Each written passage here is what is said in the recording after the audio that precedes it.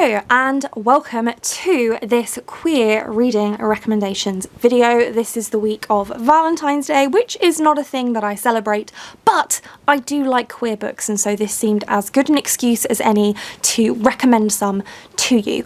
I did do a full LGBTQIA+ post on Instagram last summer, so I'm going to go ahead and link that down in the description if you want to look for books with specific types of representation. I have a slide per letter of the acronym. Is that the right word? I don't know.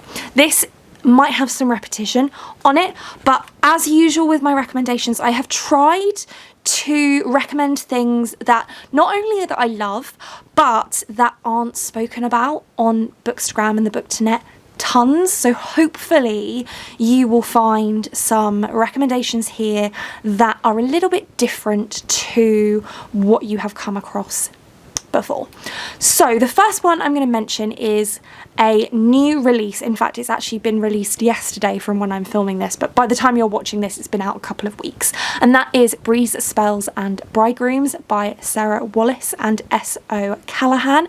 This is a cozy Regency romantasy with a queer normative world. So there's tons of different types of representation within this particular book, and it's the first book in a series, I think possibly a trilogy, but don't hold me to that, I'm not 100% sure. And we follow two characters, Roger and Wyn. Roger is human, Wyn is a fae. They don't get along. Humans and fae generally, but also Roger and Wyn in particular don't get along super well, but they get assigned to work together on a project for their government essentially, and then a gossip newspaper announces that they're engaged even though they're not. So to protect their reputations, they have to go along with it and get married, and the romance between them is absolutely beautiful and I love it. I've done a review for it on Instagram as well, so I will link that post down below for you. Also, it is adorable.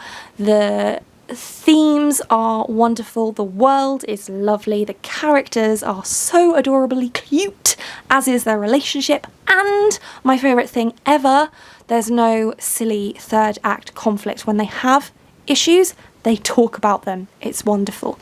So that's my number one recommendation. And I'm also going to recommend the Meddle and Mend series by Sarah Wallace, which I don't think anyone is going to be surprised by because I shout about this series all the time, but I think that it's amazing and everybody should read it. And again, Regency, cozy, queer normative, romantasy, and each book in the series, which will eventually be 8 books with a further 8-book spin-off series. So each of the 8 books in this current Meddle and Mend series follows a different protagonist, but they're all from the kind of same friendship family group, and lots and lots and lots of different types of representation, again because it's a queer normative London. So it's wonderful, and Letters to Half Moon Street is my favourite because I have a soft spot for Gavin, because Gavin is so much like me and it's just wonderful. But just please do yourselves a favour and read this series. The first book is now available for free on Kindle pretty much everywhere that you can get ebooks, as far as I know, definitely on Amazon, and as far as I know the audiobook is also on Everand. At least it is for me, I think. So yeah, just read it. Basically, just read it. Okay, so those two were like personal shout outs just because I really love them. The rest, I've tried to choose recommendations for specific things so that you can pick something that works for whatever mood you happen to be in. So the first one is slightly more on the literary side of things. It's still fantasy, but it's more literary fantasy. And that is When Women Were Dragons by Kelly Barnhill. This is slightly historical fiction feeling, although I think it's more alternative history. Although actually I can't remember, it might be contemporary. Either way, it follows this event where women become so angry with the patriarchy that they spontaneously turn into dragons. It sounds a bit odd.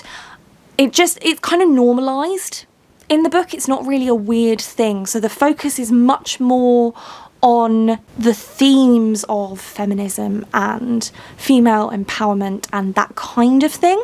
So if you want that kind of vibe, then this is the book I'd recommend for you. Next, if you want something smutty, which I support 100%, then Learn My Lesson by Katie Robert is my recommendation. This one has polyromance in it, which I really enjoy, and it's a Hades and Persephone retelling, and yeah, there's not much plot going on. It's really just a book that's all about the smut. So if that's what you're looking for, this is a great one for that.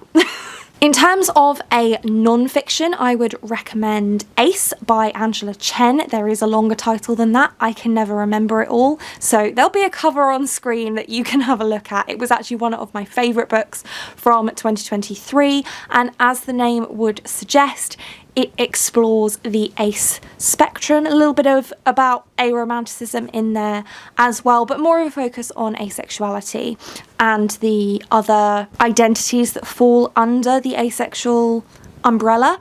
It's fascinating. There's a little bit of kind of an almost memoir-y type vibe to it as well, because Angela Chen put some of her own personal experience in there. But if you want a non-fiction about a lesser discussed identity within the spectrum of LGBTQIA+, then this is a really great one. If you want sci-fi, may I please recommend to you the Long Way to a Small Angry Planet series by Becky Chambers. I know that this one is not little known, it's hardly obscure, but I don't hear it spoken about much on the Book2Net these days because it's been out for a little while, but nevertheless, it is still fantastic. Again, lots of different types of representation within this series, and it's very slice of life, character focused, but in a sci-fi type setting, or settings, because it's not really in one place because it's in space and it's moving around and in spaceships and all that kind of thing. But if you like that, then that's my recommendation for you. Somewhat also spacey, but here because it's just very weird, and I know some people really like weird books, and this one is weird. It's Light from Uncommon Stars by Rika Aoki, and I mean, even the synopsis is weird. So we follow several characters. One is a violin prodigy. One is a violin teacher who has made a deal with the devil to deliver the souls of violin prodigies.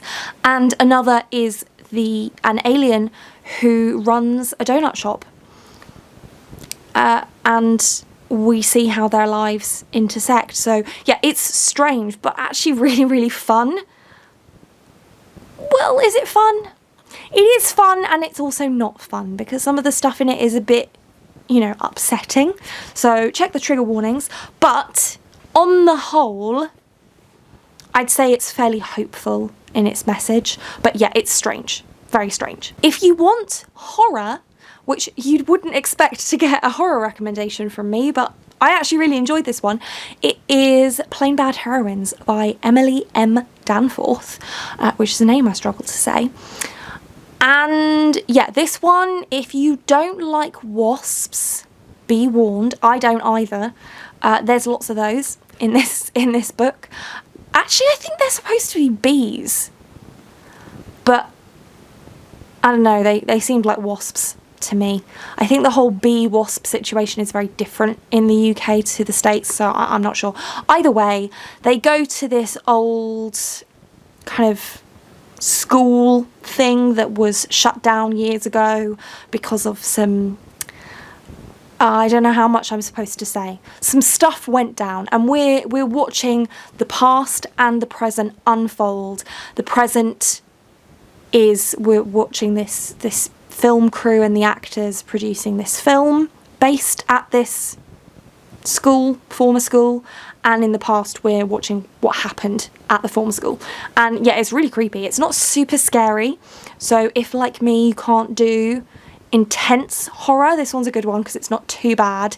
It's a little bit creepy. It's a little bit weird, but in a horror way. It's not weird in the Light from Uncommon Stars way. It's weird in the horror way. And yeah, that's my recommendation if you're looking for something on the horror side. If you want something that's dark but not necessarily horror, think more along the dystopian type side of things, then I would recommend Docile by K.M. Spara. Although, please check the trigger warnings, because when I say this is dark, it's pretty dark. It's set in this world where people are essentially addicted to this substance and can be controlled in certain ways through that addiction. I don't want to tell you too much about the story because I think a lot of the experience of reading this book is kind of discovering what on earth is going on while you're reading it. It doesn't give you that same feeling that you get at the beginning of an epic fantasy series where you're like, I have no clue what's happening. It's more so that you're learning what's going on at the same time as the characters. So yeah, this one's super dark. If that's what you're looking for, then this is a great one with queer rep, but not for the faint of heart. Then if you want some more kind of, I know I've mentioned historical fiction already, but this is more specifically and definitely historical fiction, then I recommend Last Night at the Telegraph Club by Melinda Lowe, which is set during the Red Scare in San Francisco, so the Cold War essentially. So it's not super historical fiction, but it is historical fiction still.